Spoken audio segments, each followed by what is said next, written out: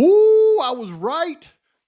Folks, I was right. And Ann Taylor, anybody out there that says anything negative about that young lady is an idiot, because she is a beast and she got them. I'm going through the transcripts right now, and folks, let me tell you, she got them and they don't even know what's hit them yet. Let's do this. Like you, be strong to hold the powers of the sun.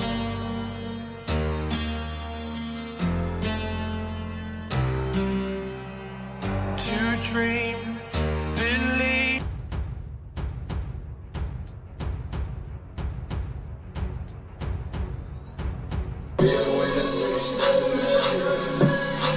Let's listen to Pavarotti. Can I be your superhero? Hello, welcome to The Revealing. This is a late night, Friday night special, folks, and we're going to do it. And I tell you what, I was watching a content creator on a video earlier that obviously takes his information from either his little Gilter moderators or his friend, Bob, and I watch him demean Ann Taylor over something that he doesn't even know what he's talking about, and he even quotes a page number. He says Ann Taylor is doing a terrible job and she lied about the vehicle identification. Said the FBI said it was an 11 to 16 B7 is but then he left out immediately following that. The FBI 5 minutes later said, wait, I looked at the 2014 and I don't like it. Stick with 11 to 13 is exactly what happened. So when you don't look at the information yourself and you take somebody else's stuff and their opinions, then you go on and you say stuff that's dumb and you make people look bad and you make people have a bad opinion about people that they shouldn't have a bad opinion about. And not to mention the fact that Othram, the search, where she said it went nowhere, she meant it went nowhere to Kohberger. Went nowhere to work Kohberger. It produced 4 brothers that weren't related to Kohberger. So get your facts straight before you go and you start demeaning somebody that's working hard trying to save a kid's life. That makes me mad. Not mad at them. I'm mad at them for not doing the work themselves. They take somebody else's opinion and then they deliver it like it's their own, and it doesn't do anybody any good in this case. But not calling out any names, I'm just saying they need to dive in and start looking at this stuff themselves and quit taking everything everybody else says. Because when you dive into this thing and you look at it yourself, then you understand when you really see something that's of value. I'm about to read you some of the transcripts from this hearing that we didn't get to see as it relates to Ann Taylor's interrogation of Brett Payne. And it proves he don't even know what happened. The court doesn't know what happened, but she knows what happened, and I know what happened. It proves what I said. Woo! Let's get into it. I'm going to show you this, and then I'll show you what it means, folks. Okay, so we're going to focus in these transcripts on Detective Corporal Payne being duly sworn, testified as follows. Direct examination by Ms. Ann Taylor. Now, you want to talk about Ann Taylor? You watch how awesome she is as I go through this, and I'm going to show you what she did to Brett Payne, and nobody realizes it yet, not even the court. This is the same thing she did to him the last time she was on the stand and got him to admit the IGG, or admit he didn't talk to the WSU cop till the 20th. So she is, I'm telling you, she has got this guy. Every time he gets him on the stand, she pushes him a little bit further and gets him to admit stuff that he shouldn't have admitted. But watch this. Good morning. Morning, ma'am. Will you state your full name, please? Brett Payne. How is your last name spelled?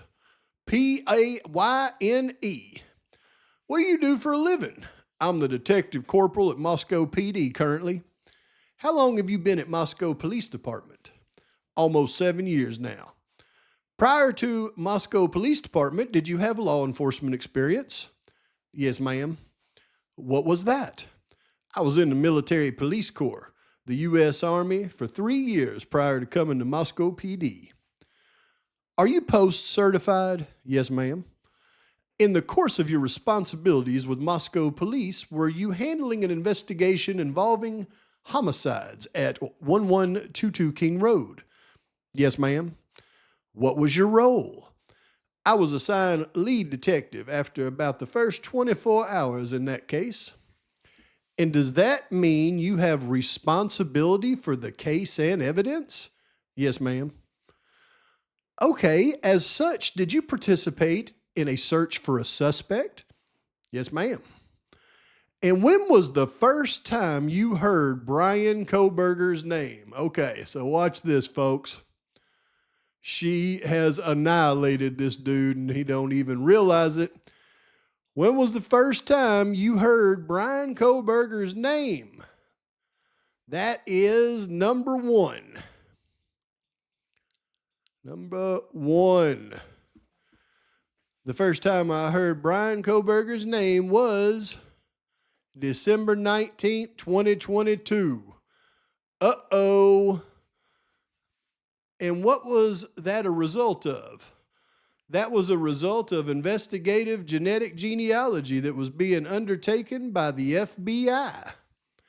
We had a phone call that evening, and we were told Brian Kohberger's name. Huh.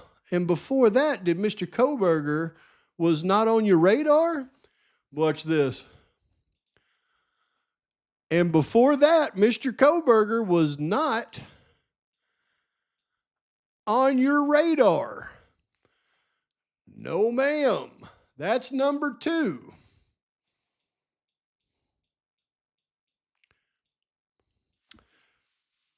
Before December 19th, was the FBI cast team member co-located with you?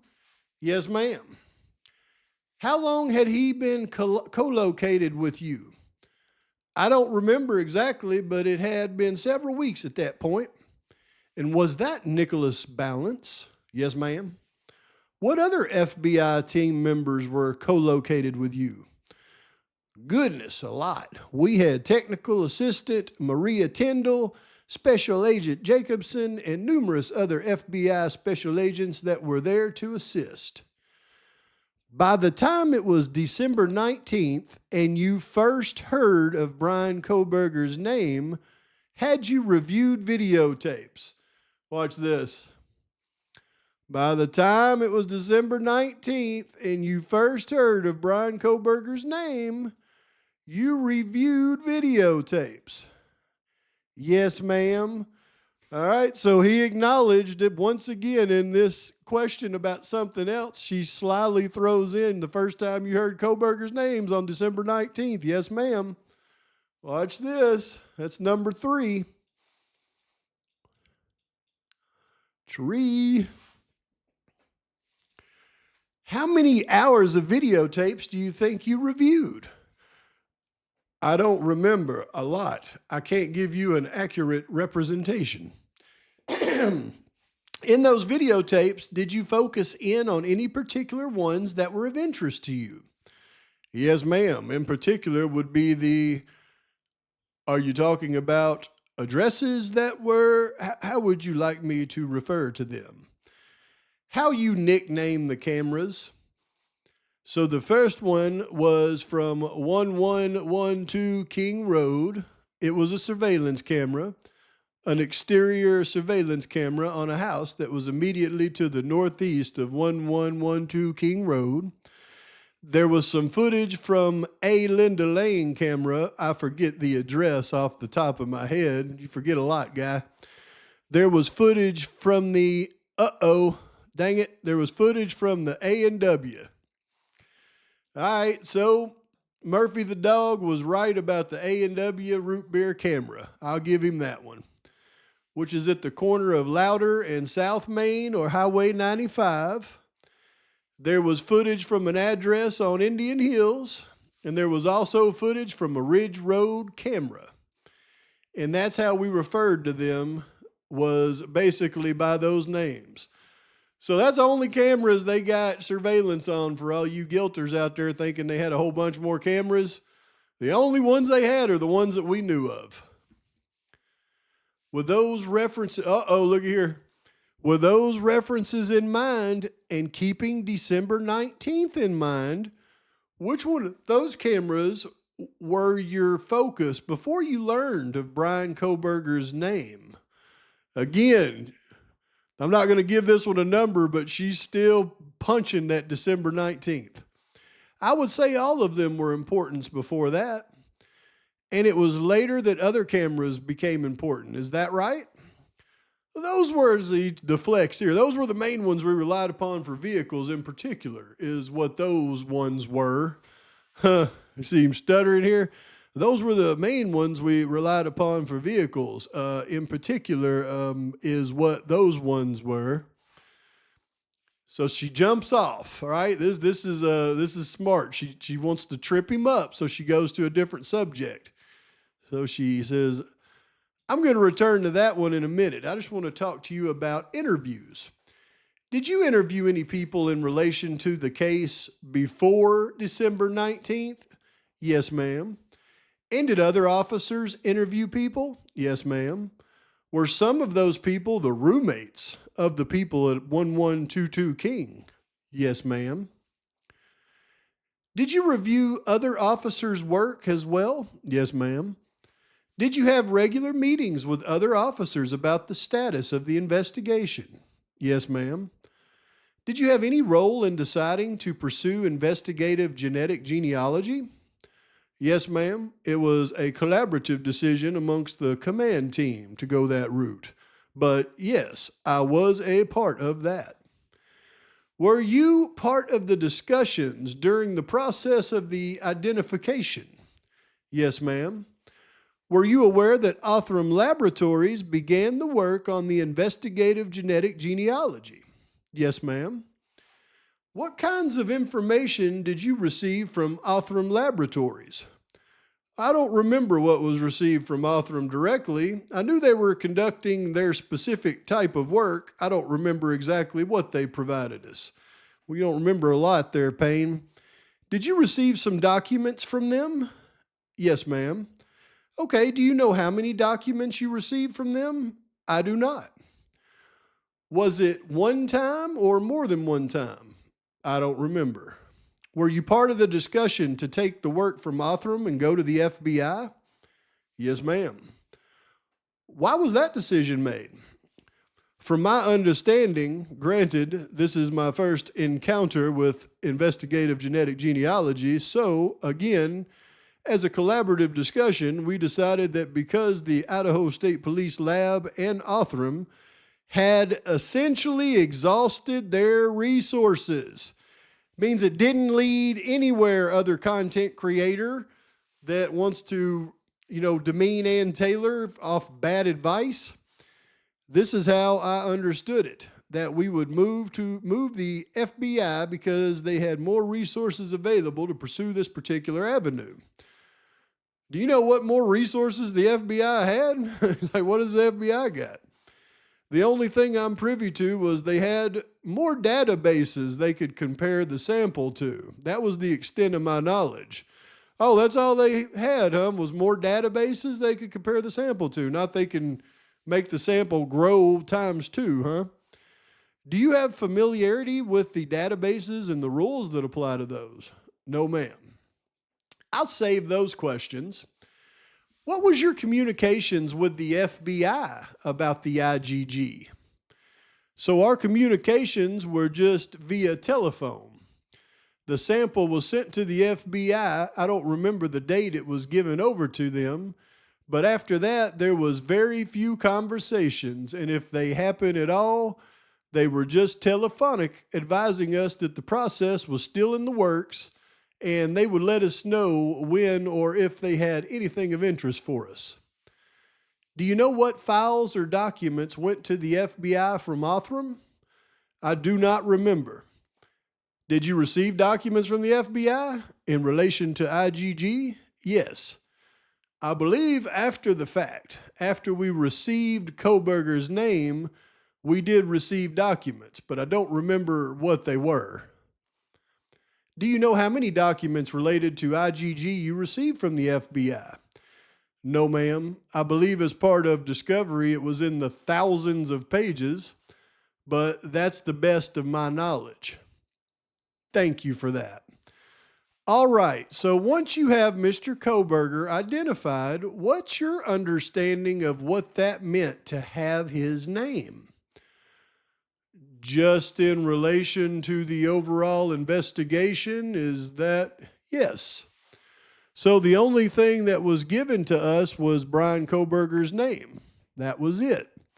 It was conveyed to us by the FBI that it was to be taken as no more than a tip. That was it. So once we received his name, we set about doing basically an independent verification of whether or not he was involved in this crime. I'm going to talk to you about that a little bit more, but do you know why the FBI connected Brian Koberger to the case? Do you know why the FBI connected Brian Koberger to the case? Now, he's already said it was from the IGG, but she's asking it in a different form now. So when she asks it in a different form, he gives a different answer. So look at this new answer he gives. So December 20th, if memory serves, we had a secondary meeting with the FBI via Teams, if memory serves, and they simply walked us through the family tree, how they did that. Now, I don't remember the details of all that. It was an in-depth conversation that, to be honest, is above my head. But they essentially worked their way through the family tree and arrived at a conclusion that Brian Koberger was a person we should look into as a tip. That's the extent of my knowledge of how they did that. How was Brian Koberger, the name you received as a tip, linked to the case? Now, this is where it gets strangely odd. So, how was Brian Koberger, the name you received as a tip, linked to the case? Now, he's already said twice it was from the IGG. His answer is he wasn't until after December 19th. All she said was, how was he linked to the case? How was Brian Koberger, the name you received as a tip, linked to the case? He wasn't until after December 19th. What item of evidence did they link Brian Koberger to? Now, you know these should have been real easy questions, right? How was he linked to the case? Well, from his DNA on the knife sheath. And what type of evidence did they link Brian Koberger to? I'm not sure what you're asking. As far as before December 19th, is that what you're referring to? Yeah. We didn't have one at that point. Why did you become interested in learning the identity of Brian Koberger? I mean, she's sitting there trying to get him to say, what was the DNA on the knife sheath? Not quite sure I understand your question. We were interested in anyone who would have been involved in this. The DNA from the knife sheath was obviously the one thing we had that we thought was a very strong piece of evidence in this case. So it was that particular piece that we pursued as a potential avenue of identifying a suspect. Is it your understanding that the FBI's work said that it was Brian Koberger's DNA on the sheath? That is not my understanding. What? Wait a minute. What? Let's read this again. Look how he's dodging the DNA on the knife sheath for some reason. Why, Brett Payne? Is it your understanding that the FBI's work said that it was Brian Koberger's DNA on the sheath? Now, he could have said, it just could have been or anything like that. But he said, that is not my understanding. What is your understanding? My understanding is that the FBI concluded that Brian Koberger was a possible source of DNA that we should look into. A possible source of DNA that we should look into. Not that it was his DNA on the knife sheath, just a possible source of DNA that we should look into. These words are real particular.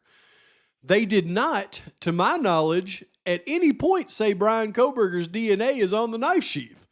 That was never conveyed to me. On December 20th, when that happened, when he's somebody you should look into, what did you do?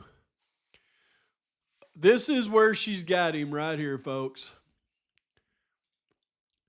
This is number 4. On December 20th, when that happened, when he's somebody, dang it. On December 20th, when that happened, when he's somebody you should look into, what did you do? That's number 4. She's asked him now, right?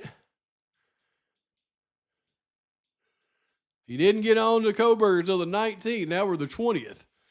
We had already started looking into him from the previous evening. So that day, December 20th, we began going through basically our sort of standard investigative procedures that we had been doing throughout the investigation for various leads, to include basic DMV searches, NCIC offline returns, NCIC searches. We have a database called TLO, which is a credit-based search, which we use to find basic information. So we started doing all those things, looking for information on Mr. Kohberger. So they ran a credit check on him. I wonder what Kohberger's credit score was. We think he was over 700. And what you found is that he didn't have a criminal history. Is that right? Correct. So this is what they go through and they do. They do NCIC searches to see if you have a criminal record. Then they pull a credit score to see what your credit rating is. Because guess what, folks? If they do that and your credit's bad, they actually look at you in a worse way. Absolutely. If your credit's good, they look at you in a different way, but not in this case. I'm assuming Kohberger's credit was probably pretty good. Talk to me about going to Pennsylvania for the trash pull. Well, I was not in Pennsylvania for the trash pull. I'll ask somebody else that later, all right? So after you receive Brian Kohberger's name, he hasn't been on your radar at all before. Is that right? Uh-oh, looky here. I'll ask somebody else that later. All right. After you receive Brian Kohberger's name, and he hasn't been on your radar at all before, is that right? Number 5. You didn't find Kohberger's name. He wasn't on your radar at all before December 19th. Is that right? Answer: correct. Got him again. All right, you had pursued interviews and surveillance video. Had you pursued evidence found inside the scene at 1122 King? Wait till you see this, folks. Yes, ma'am. What efforts did you make to pursue unknown male B? Unknown male B, remember that's blood on the handrail.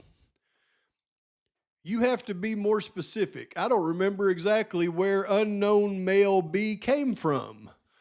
If I told you the lab report showed unknown male B came from a blood spot on the handrail going between the second and the first floor, does that help jog your memory? So there's no more question now where the blood on the handrail was. It's between the second and the first floor.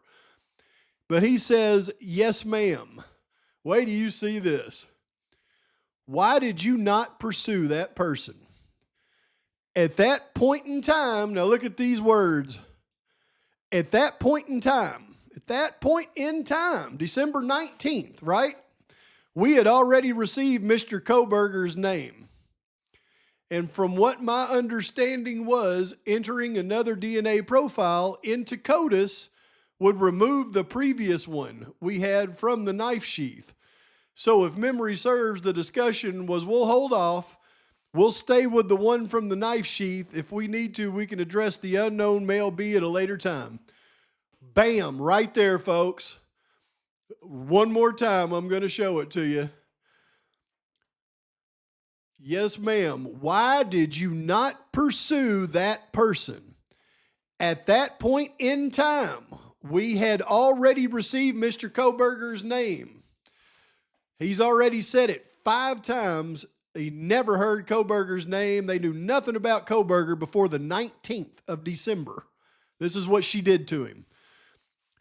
19th of December. But at that point in time, we already received Mr. Koberger's name. Now, why didn't they pursue it? Well, because if they put that one in CODIS, his understanding was it would remove the previous DNA that they put in CODIS. Now, what did I tell you in a video about a week ago as I went through and I said, this is how they got to Koberger. I said the reason that they did not pursue those unknown male DNAs is because they already had Koberger's name from Kopaka's phone. And they did not pursue these additional male DNAs because they already had Koberger. And they just verified it right here. They did not pursue because we already had Koberger's name. We didn't go and look at those other ones. But here is where he has absolutely royally screwed the pooch, because Ann Taylor asked him 5 times before the 19th. And guess what? He just said he didn't pursue unknown male DNA because they already had Koberger's name. Ann Taylor knows it, I know it, and I don't guess anybody else freaking realized it. But in the court record, it shows they had the STR profiles for unknown male DNA on December the 17th. December the 17th. They already had Koberger's name from Kopaka's device. Okay, I want you to keep in mind everything that you just heard right there. And then I'm going to show you an excerpt from a video that I did 2 weeks ago. And remember, she asked him 5 times. You didn't know anything about Brian Koberger before December 19th. Nothing. Really before December 20th, because he just heard about his name on a phone call on December 19th, according to him. And then he got the real details on December 20th.